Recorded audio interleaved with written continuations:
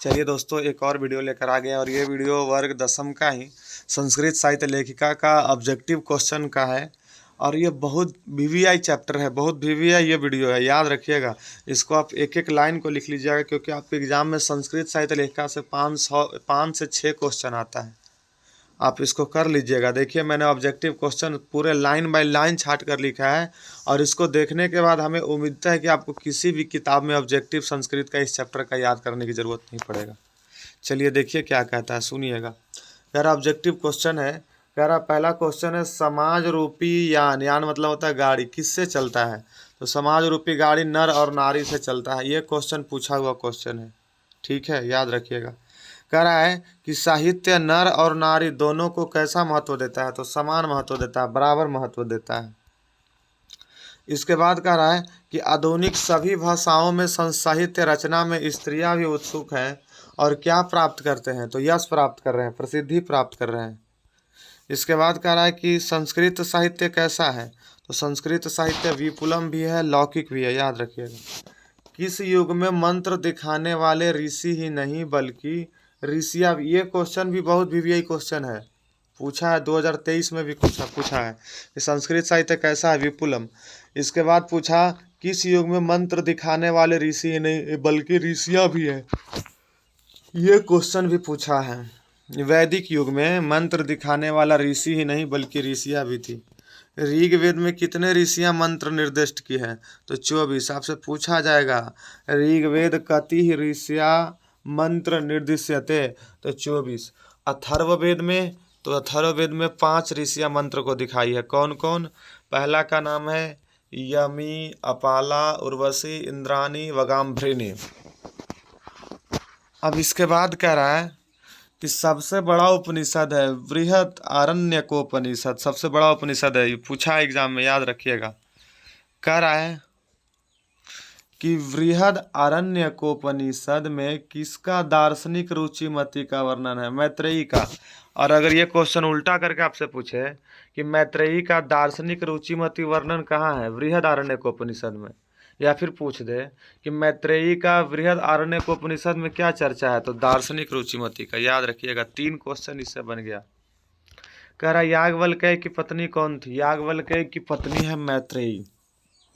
याज्ञवल्क्य ने आत्म तत्व की शिक्षा किसे दिया? मैत्रेयी को दिया।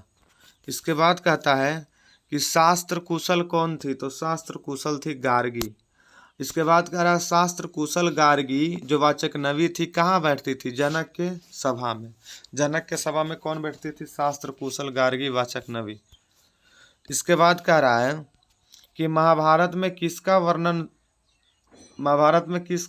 है? तो महाभारत में सुलभा का वर्णन है। कह रहा लौकिक संस्कृत साहित्य में कितने कवित्री का पद प्राप्त होता है या चर्चा है? तो 40 कवित्रियों का पद प्राप्त होता है, और यह 40 कवित्रियों के पद की चर्चा है।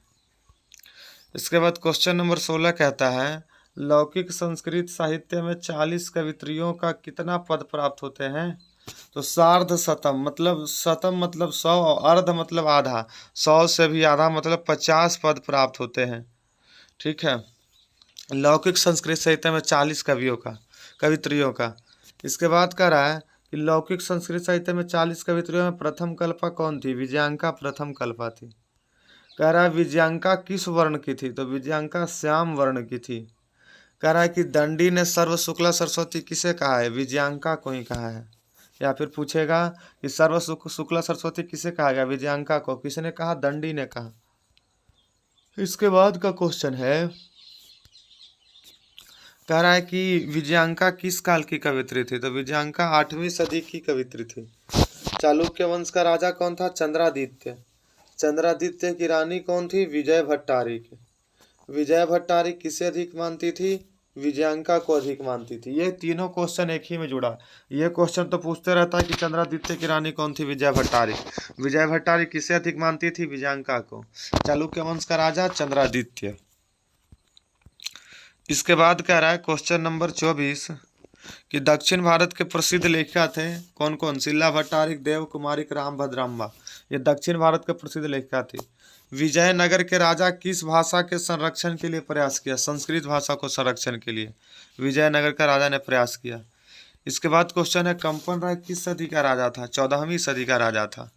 कंपन राय की पत्नी कौन थी? गंगा देवी। गंगा देवी ने कौन ग्रंथ लिखी? मधुरा विजयम। गंगा देवी ने मधुरा विजयम ग्रंथ किस घटना पर लिखा? विजय घटना पर।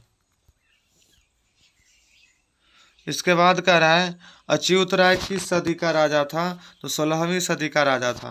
अच्युत राय की पत्नी कौन थी? तिरुमलांबा। तिरुमलांबा ने कौन चंपू काव्य रचना की? वरदाम्बिका परिणय चंपू काव्य की रचना की। इसके बाद कह रहा है आधुनिक काल के संस्कृत लेखिका में अति प्रसिद्ध कौन है? आधुनिक काल के संस्कृत लेखिका में अति प्रसिद्ध है पंडित छमाराव।